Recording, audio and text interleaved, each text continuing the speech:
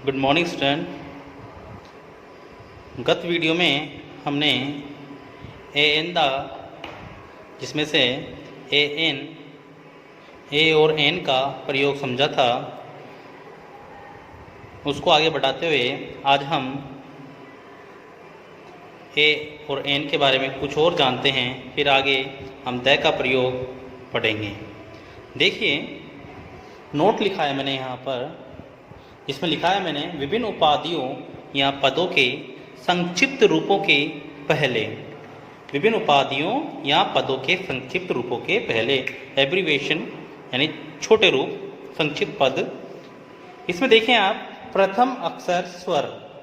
यहाँ पर देखने वाली बात है कि प्रथम अक्षर स्वर ध्वनि यानी वोवेल साउंड हो तो एन का प्रयोग, यह पता ही है कि अगर वोवेल साउंड होती है तो हम एन का प्रयोग करते हैं। लेकिन यहाँ देखने वाली बात यह है कि मैंने एक यहाँ लिखा है, एक संक्षिप्त रूप लिखा है एम ए।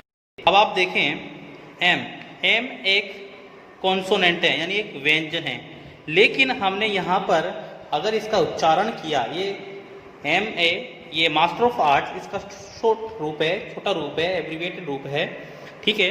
तो मैंने इसको लिखा तो एम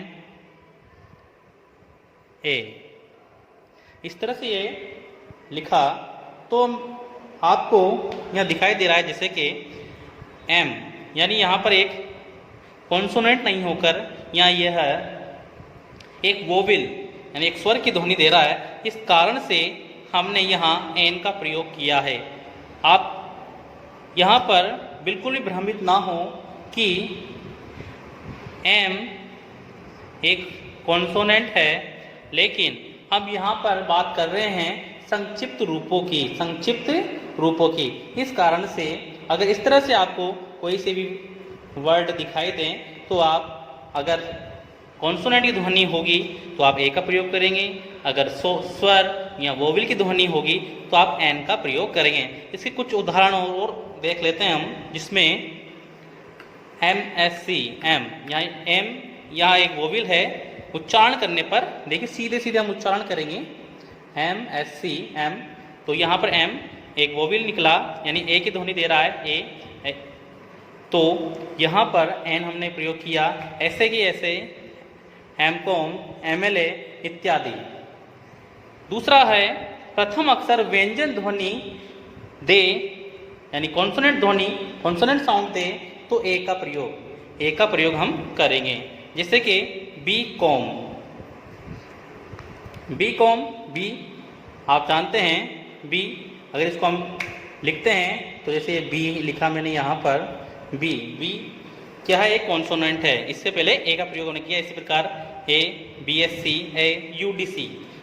UDC। देखिए ध्यान देने वाली बात यहाँ इस पे है, UDC। देखिए ध्यान से देखें, यू। अब यू हम जानते हैं AEIOU, ये हमारे 5 वोवेल हैं यानी स्वर हैं, लेकिन यहाँ पर मैंने ए का प्रयोग किया है। तो आप इस बात को बिल्कुल भी ना भूलें कि उच्चारण करना अति आवश्यक है। आप सिर्फ अंग्रेजी का वर्ण देखकर ए और एन का प्रयोग ना करें, उच्चारण करें, उसके बाद आप ए और एन का प्रयोग करें। देखिए हमने यहाँ उच्चारण किया तो पाया कि यू का उच्चारण हमने यू यानी यह एक क्या है, कॉन्सोनेंट है, इसलिए यहाँ पर मैंने ए का प्रयोग किया है, ठीक है। आगे इसी प्रकार के उदाहरण देख लेता हूँ, इसी की जैसे है, जैसे मैंने लिखा यहाँ अम्ब्रेला, तो मैंने यहाँ पर ए का प्रयोग किया है, चूंकि एन का प्रयोग किया है, एन अम्ब्रेला। और आगे देखें हम, तो मैंने आगे एक वर्ड लिखा है यूनिवर्सिटी, उससे पहले मैंने ए का प्रयोग किया है। अंतर यही है कि यहाँ पर एक हमारा वोवेल यानी स्वर है, और यहाँ पर यू का हमने उच्चारण किया तो यह यू की ध्वनि दे रहा है। यू हमारा एक कॉन्सोनेंट है, व्यंजन है। इसी प्रकार एक और उदाहरण देख लेते हैं हम। ये कई बार आ जाते हैं और आप भूलवश गलती कर देते हैं, जैसे कि ऑनेस्ट। ऑनेस्ट उच्चारण अब आपको पता है, हॉनेस्ट, एच एक क्या है, एच एक हमारा कॉन्सोनेंट है यानी वह व्यंजन है। लेकिन जब हमने उच्चारण किया तो पाया कि ये ऑनेस्ट साउंड होता है, ऑनेस्ट, यानी यहाँ पर जो एच है ये साइलेंट वर्ड है, तो हमने लिखा ऑनेस्ट यानी ओ की ध्वनि। इसलिए मैंने एन का यहाँ प्रयोग किया है। और यहाँ मैंने लिखा ए हैन, इसे ऐसे लिखा है हैन। अब देखो एच की ध्वनि यहाँ पर है ही आ रही है एक हमारा कॉन्सोनेंट है, व्यंजन है, इस कारण से यहाँ पर मैंने ए का प्रयोग किया है।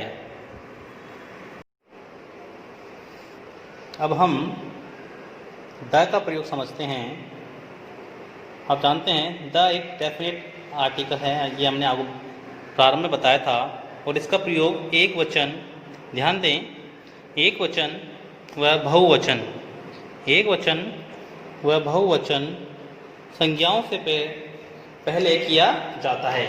याद रखना आप कि ए और एन का प्रयोग तो हम केवल एक वचन संज्ञाओं के पहले ही करते हैं, लेकिन द का प्रयोग हम बहुवचन संज्ञाओं के पूर्व भी कर सकते हैं।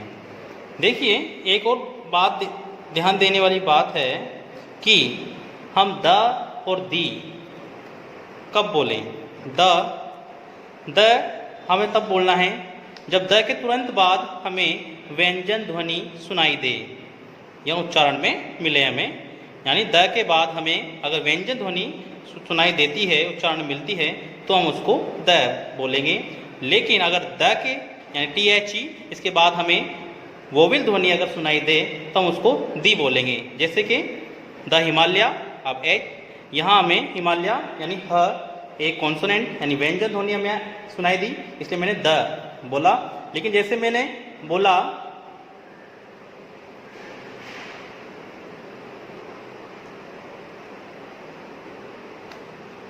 हाँ, अब आगे बढ़ते हैं हम। पहला शुरू करते हैं हम यहाँ, ऐसे नाउन से पहले जिसका पूर्व में उल्लेख किया जा चुका हो। ऐसे नाउन से पहले जिसका पूर्व में उल्लेख किया जा चुका हो, यानी वाक्य में उसका पहले से प्रयोग हो चुका हो। देखिए मैंने आपके सामने एक उदाहरण दिया है, आई saw a lion, I saw a lion, the lion was very hungry. देखिए जब ये पूरा एक वाक्य है, आई सा ए लोयन, यहाँ पर मैंने ए का प्रयोग किया लोयन से पहले, लेकिन जब दोबारा लोयन वाक्य में आया तो मैंने यहाँ द का प्रयोग किया है। यानी एक ही वाक्य में अगर कोई नाउन दोबारा आता है तो दूसरी बार हमें द का प्रयोग करना है। समझे आप? आई सा ए लोयन, या पहली बार हमने ए का प्रयोग किया, लेकिन दूसरी बार हमने द का प्रयोग किया। दूसरा है हमारा यहाँ पर नदियों, महासागरों, खाड़ियों, मरुस्थलों, द्वीप समूहों, पर्वत श्रृंखलाओं, नहरों, जंगलों तथा देशों के नाम के पूर्व या जिनके पीछे या प्रारंभ में यूनाइटेड या चेक लगा हो, यूनाइटेड या चेक लगा हो। उदाहरण देख लेते हैं हम, जैसे नदी the Ganga, the Hind ocean महासागर, द बे ऑफ बंगाल खाड़ी, the Thar, the Himalaya, the Panama, the Amazon जंगल, the United States of America, the चेक रिपब्लिक इत्यादि। इसके अलावा हम बहुत सारे उदाहरण दे सकते हैं, the Yamuna, the Prashant ocean. इसके अलावा हम बहुत सारे उदाहरण दे सकते हैं यहाँ पर। अब हम द का अगला पॉइंट की ओर चलते हैं।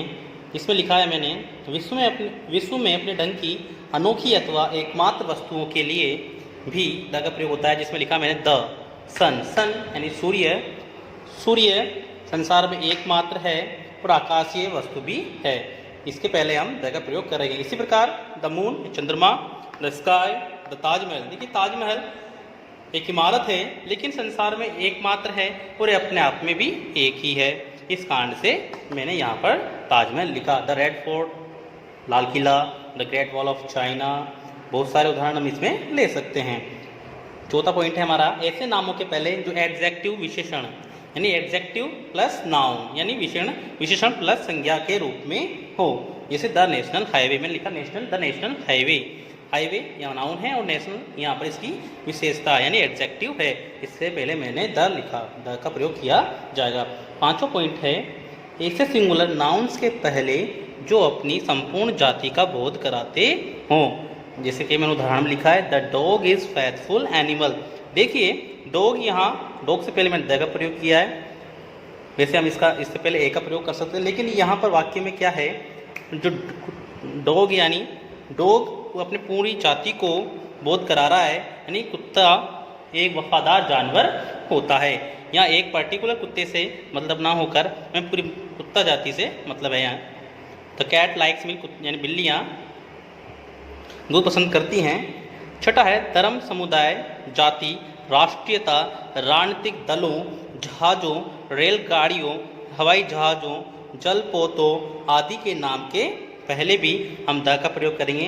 इसमें द हिंदूज जैसे धर्म है, द सिख्स जाति,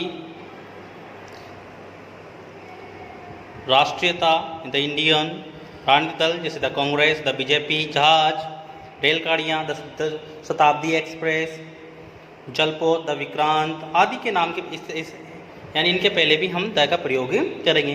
9वां पॉइंट है हमारा यहाँ पर धार्मिक पुस्तकों, वाद्य यंत्रों एवं क्रमवाचक संख्याओं से पूर्व भी द का प्रयोग किया जाएगा। यानी कि जैसे कि मैंने लिखा है यहाँ पर the Gita, the Quran, the Bible, यानी धार्मिक पुस्तकें हैं उनसे पहले भी हम द का प्रयोग ही करेंगे। मैंने उदाहरण दिया आपको the Gita, the Quran, the Bible.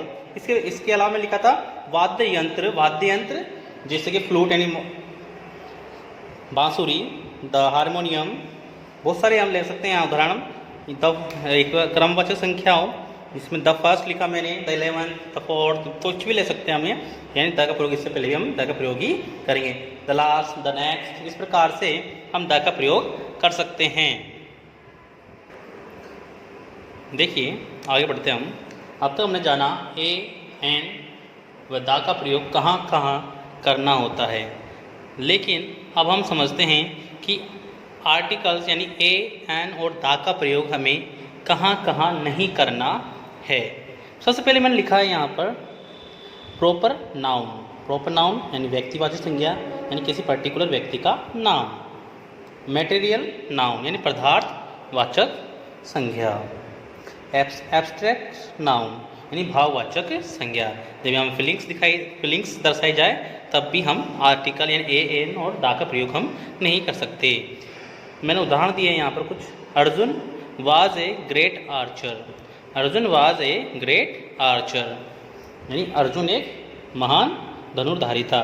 देखिए मैंने अर्जुन यहाँ हमारा नाउन है, लेकिन यहाँ किसी भी आर्टिकल का प्रयोग नहीं किया गया है, क्योंकि यह एक प्रॉपर नाउन है। यानी जब किसी व्यक्ति का नाम हमें दिया हुआ होता है और उससे पहले खाली स्थान हमें देते हैं और कहते हैं एन द का प्रयोग करें, तो आपको किसी भी एन द का प्रयोग नहीं करके वहाँ पर आपको क्रॉस का निशान लगाना है, यानी कुछ भी नहीं भरना है। ठीक है। अगला है gold is more expensive than silver. देखिए गोल्ड और सिल्वर दोनों ही यहाँ पर मटेरियल नाउन है, पदार्थवाचक संज्ञा है। दोनों से पहले मैंने किसी भी आर्टिकल का प्रयोग यहाँ पर नहीं किया है, यानी दोनों ही पदार्थवाचक संज्ञा है। इससे पहले किसी भी आर्टिकल का प्रयोग हम नहीं करेंगे। ठीक है। अब दूसरा हमारा दिया है मैंने भाषाओं, अध्ययन के विषयों, सार्वजनिक स्थलों, खेलों, बीमारियों तथा निश्चित समय पर किए जाने वाले साधारण भोजनों के पूर्व भी हम आर्टिकल का प्रयोग नहीं करेंगे। जैसे कि I am learning French. French एक भाषा है, फ्रेंच भाषा। I am learning French. इससे पहले मैंने किसी भी आर्टिकल का प्रयोग नहीं किया है। मान लो अगर इससे पहले खालिस्तान आता है, यहाँ पर खालिस्तान देता है, फिर आपसे कहता है कि आप एन दा का प्रयोग करिए, तो आपको वहाँ किसी भी आर्टिकल का प्रयोग न करके सिर्फ क्रॉस लगाना है, यानी वहाँ कोई सा भी आर्टिकल नहीं आएगा। जैसे अगला है she does not like physics. Physics यहाँ पर भी एक विषय है, अध्ययन का विषय है फिजिक्स, यानी वह भौतिक विज्ञान को पसंद नहीं करती। ठीक है। तो फिजिक्स एक क्या है यहाँ पर हमारा विषय, हम कोई सी भी विषय यहाँ पर ले सकते हैं। यानी सभी विषयों से पहले द एंड द का प्रयोग नहीं किया जाए, चाहे कोई सा भी हो। दे गो टू टेम्पल डेली। देखिए टेम्पल एक सार्वजनिक स्थल है, तो मैंने लिखा है आपको सार्वजनिक स्थलों से पहले भी हम किसी भी आर्टिकल का प्रयोग हम नहीं करेंगे, ठीक है। I have lunch at noon. देखिए लिखा है मैंने यहाँ पर कि साधारण नियत समय पर किए जाने वाले भोजनों के पहले भी हम किसी भी आर्टिकल का प्रयोग नहीं करेंगे। यानी I have lunch at noon, यानी लंच के पहले मैंने कोई से भी आर्टिकल का प्रयोग नहीं किया है। इसके अलावा हम कई और उदाहरण देख सकते हैं, जैसे we play hockey every day.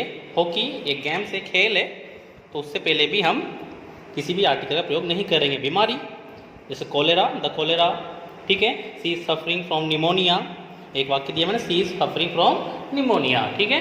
तो ये निमोनिया यहाँ बीमारी है, तो उससे पहले भी हम किसी भी आर्टिकल का हम प्रयोग नहीं करेंगे। मैंने अगला आपको दिया तीसरा जो है, राष्ट्रों, रंगों, त्योहारों के नाम के पहले भी हम किसी भी प्रकार का आर्टिकल का प्रयोग हम नहीं करेंगे। किसी भी आर्टिकल का प्रयोग हमें नहीं करना है, किसी भी, चाहे देश का नाम दिया हो, चाहे हमें रंग दिया हो, कलर, त्यौहार, फेस्टिवल के नाम के पहले हम किसी भी प्रकार के आर्टिकल का प्रयोग हमें नहीं करना है। जैसे मैंने दिया India has a very old and rich culture. India यानी भारत देश, इस पहले मैंने खालिस्तान भी नहीं दिया है, यानी किसी प्रकार का आर्टिकल यहाँ नहीं प्रयोग होगा। यानी अगर आपको देता है तो आप क्या किसका प्रयोग करना है, क्रॉस का। Diwali is festival of lights, and Diwali रंगों का, सॉरी दिवाली प्रकाश का त्यौहार है, तो दिवाली से पहले भी मैंने किसी प्रकार का खालिस्तान न देकर डायरेक्ट मैंने दिवाली लिखा है, यानी इससे पहले किसी भी आर्टिकल का प्रयोग नहीं होगा। The leaves of this plant have turn yellow. Yellow एक कलर है, इससे पहले मैंने खालिस्तान नहीं दिया है, अगर देता है तो आपको क्रॉस वहाँ भरना है। देखिए बच्चों, अब हमारे आर्टिकल का प्रयोग संपूर्ण हो चुका है। अब आपको इंग्लिश ग्रामर की कॉपी बनाकर उसमें उतारना है और इसका वर्क पूरा करना है। आपको कुछ उदाहरण दिए जाएंगे जिसका आपको अपनी कॉपी में उत्तर लिखना है और उसके आंसर हमें भेजने हैं, ठीक है। अगली कक्षा में हम नया टॉपिक लेंगे और नए टॉपिक का हम अध्ययन करेंगे।